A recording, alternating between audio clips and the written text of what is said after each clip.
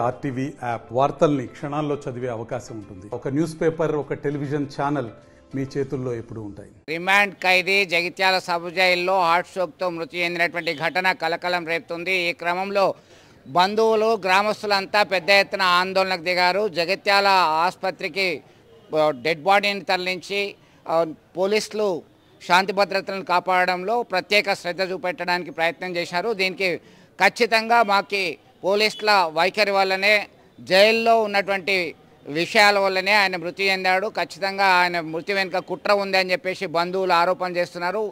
గ్రామంలో మహిళతో ఉన్నటువంటి వివాదం వల్లనే ఆయన జైలుకు తరలించారు, ఈ వెనుక కుట్ర దాగి ఉందా అనేటువంటి కోణంలో ఆరోపణ చేస్తున్నారు. ఒక్కసారిగా ఆయన గతంలో మాజీ ఉప సర్పంచ్గా సైతం ఆ గ్రామంలో చేశాడు. కేతం మల్లేశం అనేటువంటి వ్యక్తి మృతి పట్ల గ్రామంలో విషాద ఛాయలు నెలకొన్నాయి. మొత్తం మీద ఈ మృతి పట్ల విచారణ జరపాలి, ఏం జరిగింది అనే నిజ నిర్ధారణ చేయాలని చెప్పేసి డిమాండ్ మాత్రం గ్రామస్తుల నుంచి వినబడుతున్నటువంటి పరిస్థితి మనం గమనించవచ్చు.